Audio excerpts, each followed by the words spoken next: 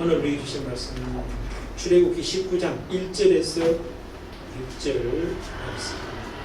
우리 공독하실 때 하나님의 음성으로 받으실 수 있도록 같이 공독합시다. 이스라엘 자손이 애굽 땅을 떠난 지 3개월이 날 그들이 시내 광야에 이르리라. 그들이 르비딤을 떠나 시내 광야에 이르러 그 광야에 장막을 치되 이스라엘이 거기서 앞에 장막을 치니라. 그래서 하나님 올라가니 여호와께서 산에서 그를 불러 말씀하시되 너는 이같이 야곱의 지가 말하고 이스라엘 자손들에게 말하라. 내가 애굽 사람에게 어떻게 행하였습니까? 내가 어떻게 목소리 날개를 이루었고 내게를 인도했음을 너희가 보았느니라. 세계가 다 내게 속하였나니 내가 내 말을 잘 듣고 내가 나를 지키면 너희는 모든 민족 중에서 내 소유가 되겠고 내가 너희에게 제사를 나아가며 거룩한 백성이 되리라. 너는 이 말을 이스라엘 자손에게 아멘.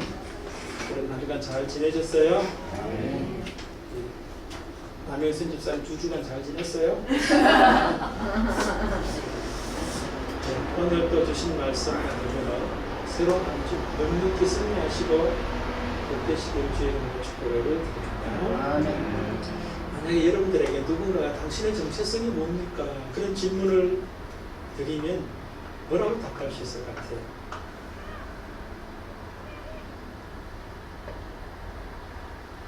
우선 자기 자신에게 한번 생각해 보세요. 내 정체성이 뭐지?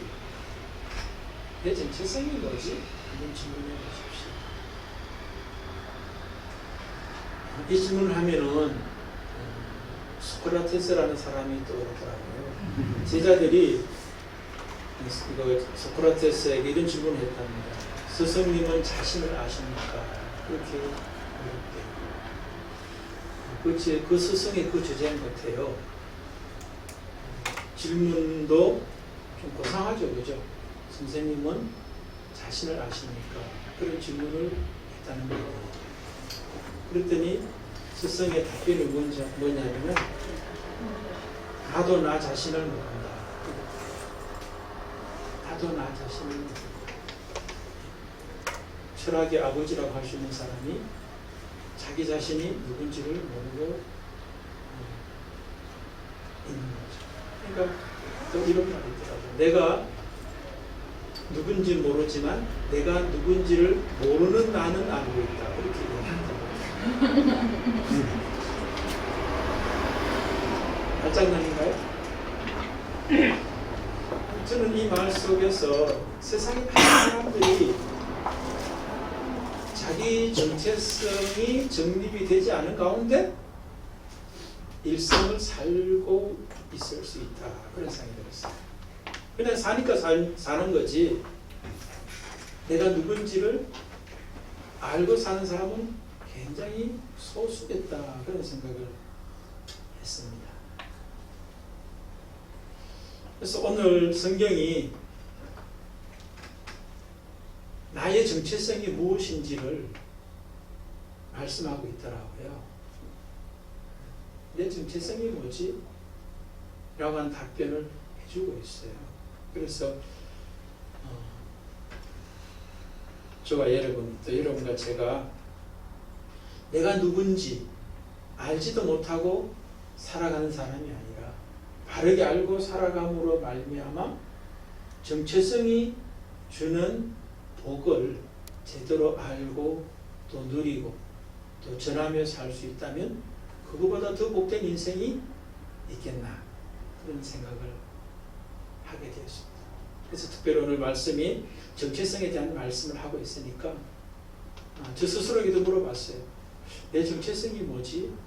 그런 질문을 저에게도 해봤습니다. 그러면서 오늘 주신 말씀이 또 제 정체성을 또 재확인하는 근거가 되고 있구나. 또 재정립하는 그런 또 근거가 되었던 것을 보게 됩니다. 그러면서 여러분들도 오늘 이 말씀 앞에서 자신의 제 정체성이 이미 가지고 있었다면 점검되고 또 바르게 되었다면 더 견고해지시기를 주 이름으로 축복을 드립니다. 아멘. 오늘 본문의 배경은 아시겠죠? 그죠? 이스라엘 백성들이 애굽에서 나와서 3개월 되던 때에 시내 광야, 시내산 기슭에서 있을 때에 하나님께서 모세에게 주신, 이스라엘 백성에게 주신 정체성이 무엇인지 말씀해 주는 그런 장면이에요. 그럼 여기에서 우리가 왜 정체성이 있어야 되는가, 바르게 잡혀야 되는가 하는 그런 질문을 우리가 한번 해보고, 두 번째, 정체성이 그러면 무엇인가, 그 다음에 세 번째, 그 정체성은 어떻게 세워지는가, 그런 세 가지 질문을 하면서 우리 자신의 정체성에 대한 점검, 재확인, 견고해지는 그런 시간으로 삼으실 수 있기를 바랍니다. 첫 번째, 왜 정체성을 물어야 되는가 하는 것입니다. 왜 정체성을 물어야 하는가? 오늘 본문에 쭉 보면은 우리의 정체성을 묻고, 내 자신의 정체성을 묻기 전에 하나님도 자신에 대한 정체성이 아주 명확하시다라고 하는 것을 볼 수가 있어요. 하나님 자신이 먼저 명확한 자기 정체성을 가지고 계세요. 그리고 그 정체성에 근거해서 우리들도 하나님의 백성으로서 다른 정체성을 가지고 살라고 지금 말씀하고 있다는 거예요. 왜?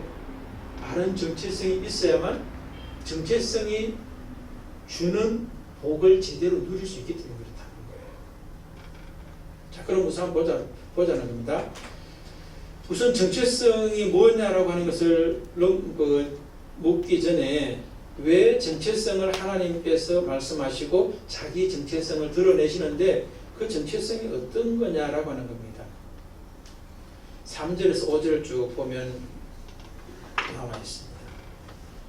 모세가 하나님 앞에 올라가니 여호와께서 산에서 그를 불러 말씀하시되 너는 이같이 야곱 집에 말하고 이스라엘 자손들에게 말하라.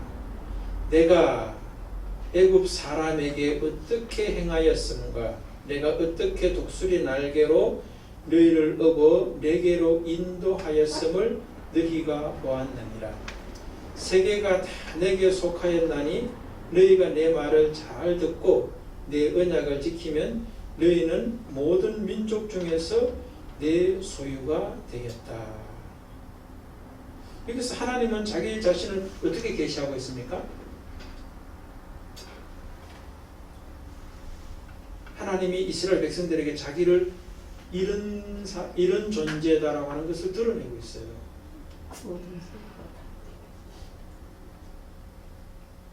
특별히 이제 3절, 4절 같은 경우 보면 그렇죠. 4절, 5절 보면 내가 하면서 내가 누구다라는 이야기를 하죠. 그죠? 내가 애굽 사람에게 어떻게 행하였음과 애굽 사람에게 어떻게 했죠? 하나님께서 그들을 구원하시려고 했죠. 그죠? 그러면서 10가지 기적들을 통하여, 재앙이라고 제가 말씀 안 드렸습니다. 10가지 기적을 통하여 그들에게 우상 숭배에서 하나님을 알려주시는 그런 사건들을 행했던 것을 볼 수 있어요. 그러나 결과적으로 그들은 그 하나님을 받아들이지 못했기 때문에 애굽 사람들에게는 심판의 하나님이 된 거예요. 결과적으로는. 두 번째 뭡니까? 자, 내가 어떻게 독수리 날개로 너희를 업어 내게로 인도하였음을 너희가 보았느니라. 근데 이스라엘 백성들에게는 어떻게 했죠? 하나님 말씀대로라면 독수리 날개로 너희를 업어 내게로 인도한 분이 하나님이다라고 자기 계시를 하고 있어요. 그러니까 특별히 이제 독수리 날개로 너희를 업었다 그렇게 이야기하는데, 독수리가 독수리 새끼를 양육할 때는 보면은 굉장히 강하게 한다고 그러죠. 그렇죠? 그러니까 이스라엘 백성들도 굉장히 강하게 훈련시켰던 것을 볼 수 있어요. 애굽에서 400년 동안 종살이하게 하시고 또 그 다음에 나온 다음에는 또 어때요? 신의 광야 오기 전까지 홍해를 건너야 되고 애국 군대를 만나야 되고 마라의 썰물을 마셔야 했고 하는 그런 그 다음에 또 아말렉 군대를 만나야 되고 하는 그런 과정들을 거쳐서 지금 시내산 기슭에 와 있는 거예요. 그런데 그것이 독수리가 날개에 새끼를 등에 업고 왔던 것과 마찬가지로 우리를 하나님에게로 이끌게 하시기 위해서 훈련시키시는 하나님이 이스라엘에게 나타나신 하나님이다. 그렇게 말씀하고 있어요. 그 다음에 5절 같은 경우 보면은 세계가 다 내게 속하였나니 세계의 모든 것이 다 주인 되시는 분이 하나님이시다. 그렇게 자기를 계시하고 있어요. 자, 그러면 자기 계시를 이렇게 하시면서 이스라엘 백성들에게 이제 그 정체성이 무엇인지를 이제 가르쳐 주시는데 이제 그 부분은 뒤로 하고 왜 그러면은 하나님께서 자기 자신의 정체성을 계시하면서 동시에 이스라엘 백성들에게 그들의 정체성이 무엇인지를 말씀해 주느냐 하는 것이 첫 번째 질문에 대한 질문이고 답을 찾아야 되는 거잖아요.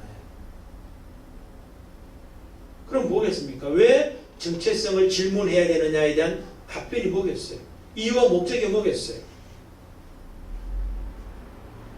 오늘 본문에 있는 이야기로 말씀을 드린다면 인생은 광야와 같은데 그 광야와 같은 인생에 있어서 뭐예요?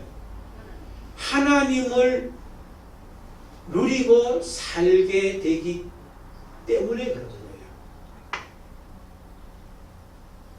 정체성이 바르게 잡혀져 있지 않으면 어떻게 되는 거예요? 하나님을 누리지 못하는 인생으로 살아가는 거예요. 그런데 그 이야기를 바로 앞에 모세를 통하여 누구에게 그 말씀을 전해야 되는지를 이야기하는 거 보면 3절에 이렇게 이야기해요. 너는 이같이 야곱의 집에 말하고 이스라엘 자손들에게 말하라. 이게 뭘까요? 하나님이 어떤 분인지 또 너희가 어떤 존재이고 정체성을 이야기해 주는데 듣는 사람이 두 종류라는 거예요.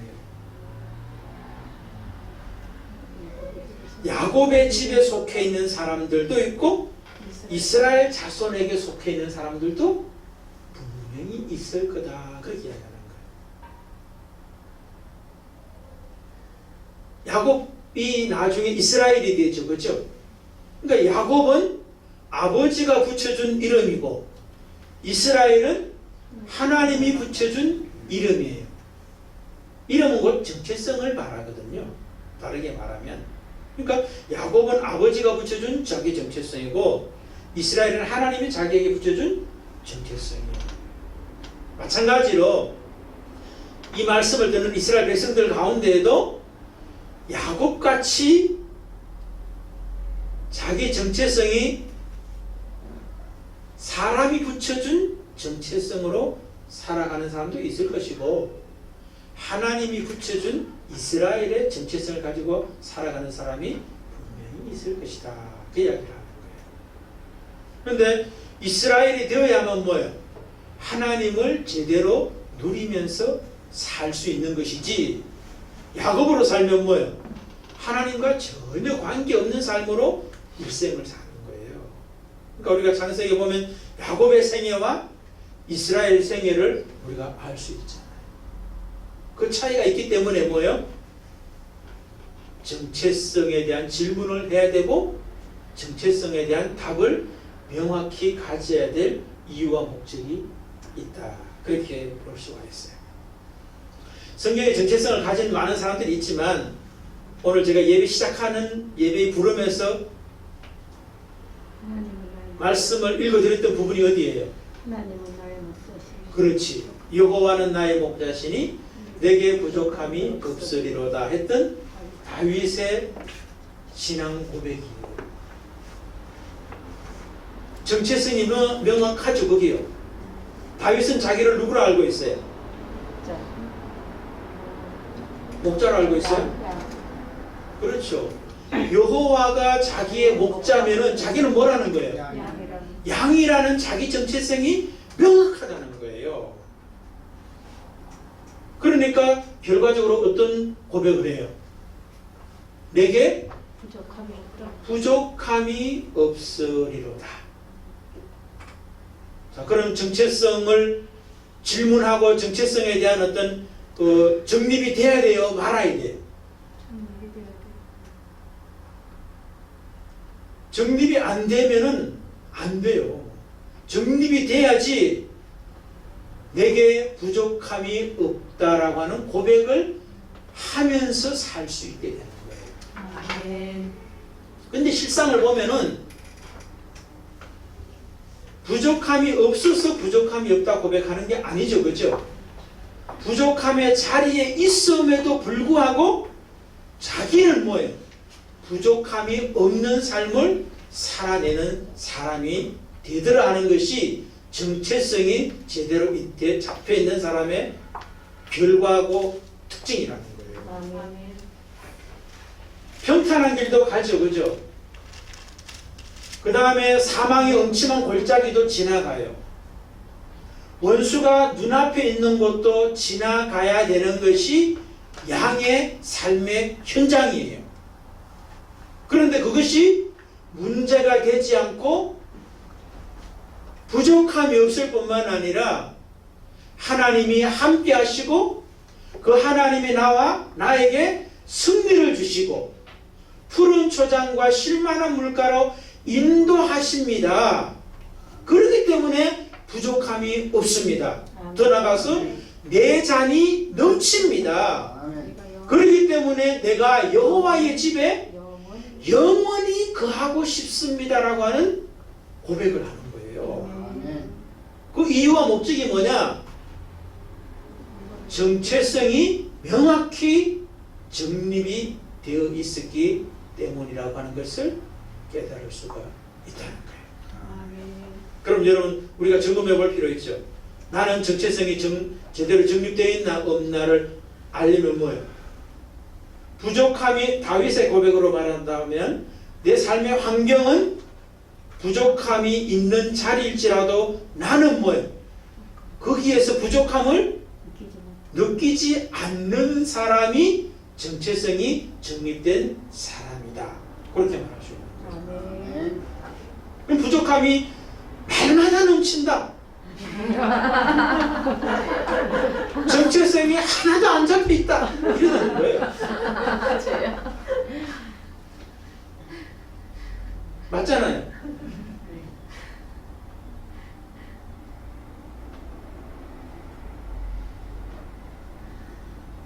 그러면 정체성이 뭐냐는 질문이 또 대번 나오게 되겠죠. 그죠?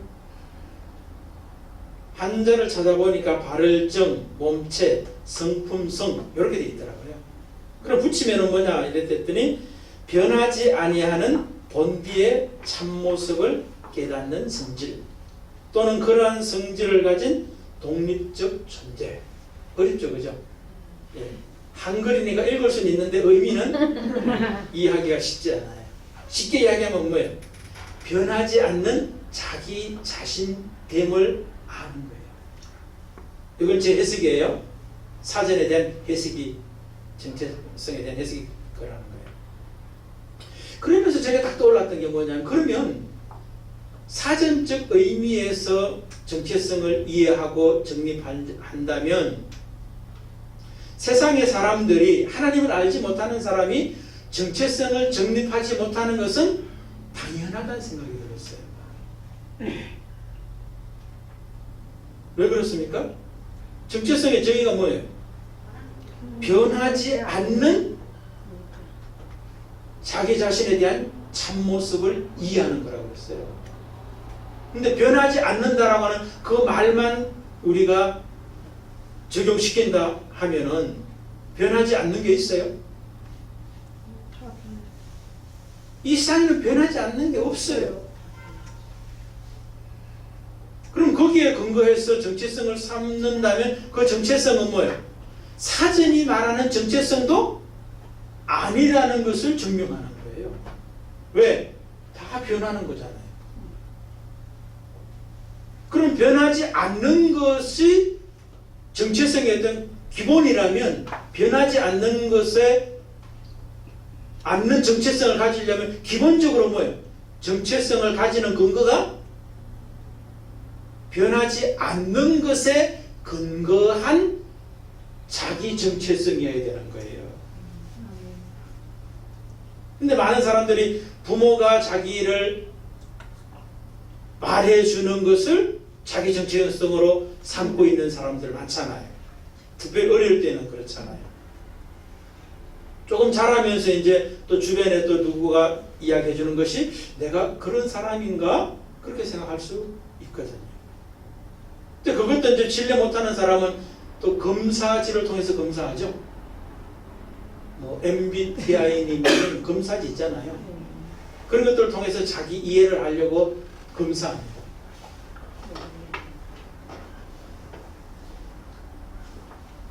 변하지 않는 건가요? 도움은 되죠. 도움은 되지만 잘못하면 그게 독이 될 수가 있어요.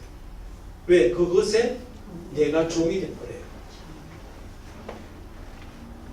어떤 사람은 또 혈액형에도 종이 되는 사람이 있던데 무슨 형이냐고 한참 유행했죠. 그죠?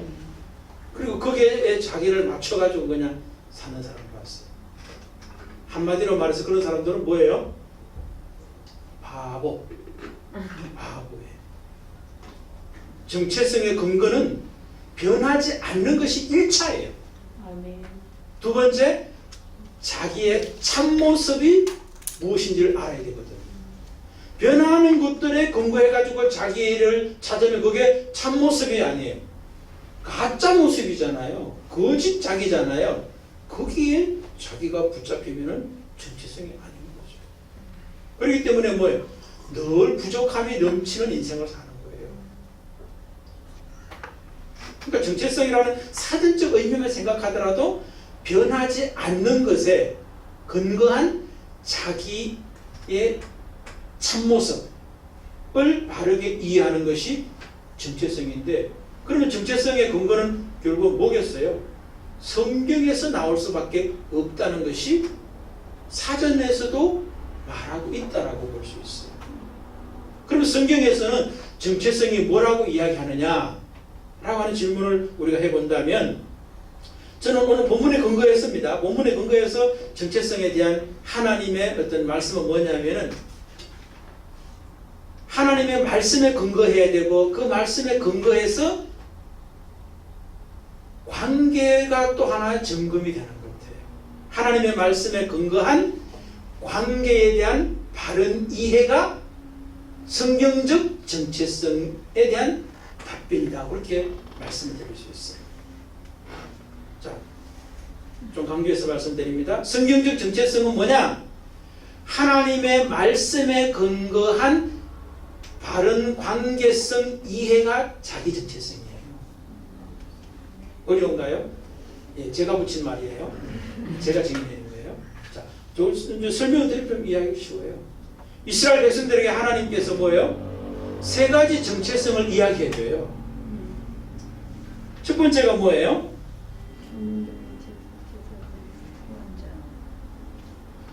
5절에 보면 나와 있잖아요. 모든 민족 중에 언약을 지키는 너희가 내 말을 지키면 그렇죠. 내 소유가 되겠고 그렇게 이야기하죠. 그 다음에 제사장 나라가 되며 그 다음에 거룩한 백성이 되리라. 이스라엘 백성들을 향해서는 너희 정체성이 뭔지 아니? 너희 정체성은 하나님의 소유. 근데 소유의 원래 원어의 말은 보배로운 존재, 그런 뜻이에요. 가치 있는 존재, 이런 말이 소유라는 말의 의미예요. 그러니까 너의 정체성은, 나의 정체성은 하나님의 보배로운 존재가 나의 정체성이다. 그렇게 이야기합니다. 두 번째, 제사장 나라. 제사장이 뭔가 아시죠? 그죠? 하나님과 사람 사이를 연결해 주는 사람이 제사장이에요. 그 다음에 거룩한 백성, 세상 사람들과 구별된 존재, 이렇게 말할 수 있어요.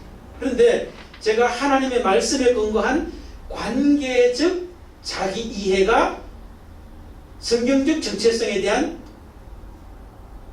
정의다라고 말씀드릴 수 있었던 게 바로 그래서 그런 거예요. 하나님께서도 한 가지만 말씀하는 게 아니라 세 가지로 우리의 정체성을 말씀하시더라 하는 거예요. 그러니까 하나님의 말씀에 근거해 있어야 되고, 두 번째는 뭐예요?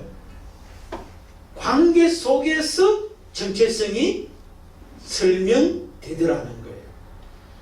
그 관계는 뭐냐? 첫 번째는 하나님과 나와의 관계에서 정체성이 바로 세워져야 되는데, 그게 뭐냐면 나는 하나님의 보배로운 존재라고 하는 자기 정체성을 하나님 우리에게 말씀하신다는 거예요.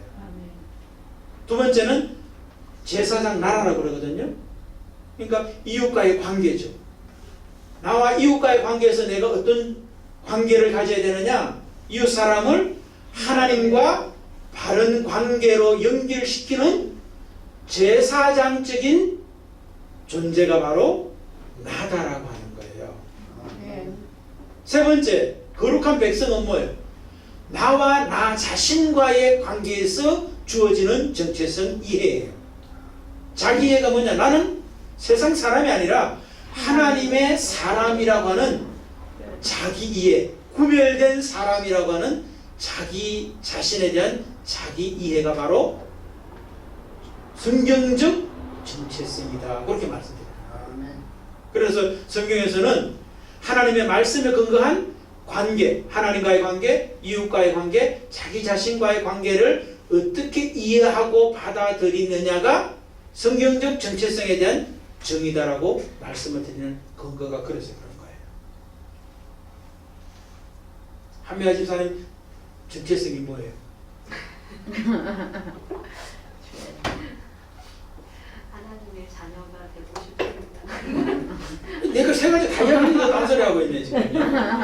나는 하나님의 보배로운 존재. 말이고, 이웃 사람들을 하나님께로 인도하는 중보자고, 내 자신은 세상의 보통 사람과 구별된 하나님의 특별한 거룩한 존재라고 하는, 구별된 존재라고 하는 것이 하나님께서 한미아 집사님에게 말씀하는 정체성이라는 거예요.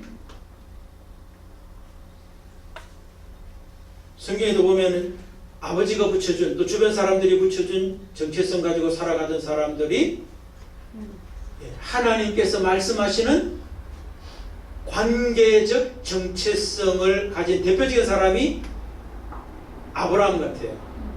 아브라함은 아브라함의 아버지가 이름이 누구죠? 데라죠. 그죠? 데라가 붙여준 이름이 뭐예요? 아브라함이죠. 아브라함이 아니고 아브람이에요.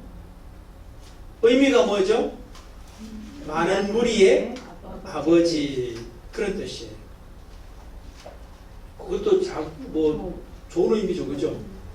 그런데 하나님은 아브라함에게 그렇게 아브람으로 만족하는 사람이 아니라 아브라함으로 바꿔주셔요. 아브라함은 뭐예요? 열국의 아버지, 그렇게 붙여주시는 거예요. 그러니까 하나님은 우리의 정체성을 아버지가, 아니면 주변 사람이, 아니면 또 다른 그 무엇이 붙여주는 나로 살지 말고 하나님이 붙여주신 관계 속에서 붙여준 그 이름이 나를 가장 복되게 하기 때문에 아브라함이 아니라 아브라함으로 붙여주시고, 또 뭐예요? 그렇게 살도록 이끌어 가시는 걸 볼 수 있어요. 저 여러분도 다시 한번 정체성이 무엇인지를 알게 되었고, 왜 정체성을 질문하고 답을 얻어야 하는지가 이제 정해졌죠. 그죠? 마지막 이제 세 번째는 뭐예요? 어떻게 정체성이 바르게 세워질 수 있는가 하는 것을 우리가 볼 수 있어요. 많은 사람은 자기 정체성을 자기가 가진 사람도 있고 아니면 다른 사람이 붙여준 정체성을 가지는 사람도 있고 또 다른 그 무엇이 자기에게 지시하는 것을 정체성으로 받아들이는 사람이 있는데 그것은 뭐예요? 바른 정체성이 세워지는 대안이 아니다라고 하는 거예요. 하나님은 그럼 이스라엘 백성들을 어떻게 그런 정체성으로 세워가시느냐 하는 거죠. 우선 기본적으로 뭐예요? 하나님이 이스라엘 백성들을 바른 정체성으로 말씀해 주시고 세워가시고 세워주신다는 것을 아셔야 돼요.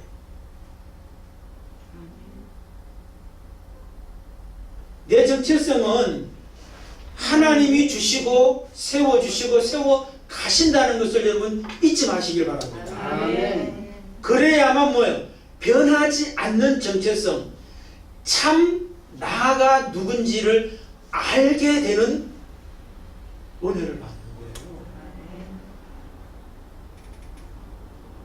근데 그 하나님은 어떻게 하시느냐는 거죠. 첫 번째, 공동체 가운데 나를 두신다는 거예요. 그래서 오늘 아까 전에 세 가지 말씀드렸잖아요. 정체성. 내 소유, 제사장 나라, 거룩한 백성 했잖아요. 근데 이게 개인이 아니라 공동체에 대한 정체성이죠. 그죠? 그러니까 정체성도 보면은 개인의 정체성도 있지만 공동체적 정체성도 있다라고 하는 것을 우리가 알 수 있어요. 그리고 개인의 정체성은 또 공동체 속에서 개인의 정체성으로 다듬어지는 것 같더라고요. 제가 볼 때. 그래서 하나님께서는 이스라엘 민족 전체 속에서 한 사람 한 사람, 특별히 또 대표적인 한 사람 모세를 모세로 세워가시는 그런 모습을 볼 수가 있죠. 그래서 여러분들이나 저나 내가 바른 정체성으로 세워지기 위해서는 첫 번째 그 하나님이 이끄시는 그 정체성의 어떤 그 현장이 어디라는 거예요? 공동체. 공동체라는 거예요. 공동체가. 집단 가운데서도 가능합니다. 야곱 같은 경우는 뭐예요? 야곱보다 한 수 위인 세상 사람 같은 라반과의 관계 속에서 그 공동체 속에서 이제 정체성을 다듬어 가시기도 해요. 그러나 이스라엘 백성들 같은 경우는 어때요? 하나님께서 공동체 가운데서 한 사람 한 사람을 세워 가시는 것을 우리가 볼 수 있어요. 그래서 우리가 같은 값이면 뭐예요? 세상의 집단이 아니라 하나님의 공동체 가운데 속해 있을 때 공동체 정체성뿐만 아니라 내 개인의 정체성이 더욱더 명확해질 수 있고 빨리 세워질 수 있지 않겠는가 하는 그런 생각을 해볼 수가 있어요. 아멘. 두 번째, 하나님께서 또 뭐라고 그럽니까? 오늘 본문 정체성 이야기하기 전에 하시는 말씀이 있어요. 너희가 내 말을 잘 듣고 내 언약을 지키면 너희는 모든 민족 중에서 내 소유가 되겠다. 그렇게 말씀했거든요. 그러니까 하나님께서 정체성을 세워 가시는데 사용하는 게 뭐라는 거예요? 하나님의 말씀을 잘 듣고 하나님의 언약을 지키면 이렇게 돼 있어요. 첫 번째는 하나님의 공동체에 속하는 것이고 두 번째는 하나님의 공동체에서 선포되는 하나님의 말씀을 잘 듣는 거예요. 그리고 더 나아가서 뭐예요? 그 말씀대로 지켜 행할 때에 우리의 정체성은 빨리 명확해지고 세워질 수 있다. 그렇게 성경은 말씀하고 있다는 것입니다. 그리고 여기서 강조하고자 하는 그 말씀은 정체성은 하나님이 주시고 하나님이 세워 가신다는 것을 여러분들이 꼭 잊지 마시길 바랍니다. 아멘. 그리고 이 이야기를 들어보면 아 그렇구나 하는 이야기를 대부분 할 수 있을 거라 생각이 됩니다. 시몬의 아들 요한의 아들 시몬 어부였죠, 그죠? 세상 가운데에서 어부로서 이제 직업을 가지고 시몬으로 살게 하십니다. 근데 거기서 계속 훈련시키시는 것이 아니라 예수께서 세우신 공동체 12명의 제자 공동체의 베드로를 부르시는 걸 우리가 볼 수 있어요. 거기서 훈련시켜요. 제일 처음에 이제 말씀을 하시죠. 만났을 때 너는 요한의 아들 시몬이지만 장차 네가 게바가 되리라, 베드로가 되리라, 반석이 되리라 말씀을 해요. 그런데 그 말씀을 들었다고 대부분 게바가 되고 베드로가 되는 게 아니죠. 훈련을 해가는데 제자 공동체에다가 베드로를 집어넣는 거예요. 12제자 공동체. 거기만 계속 가는 게 아니더라고요. 베드로는 또 특별한 공동체에 예수께서 집어넣어요.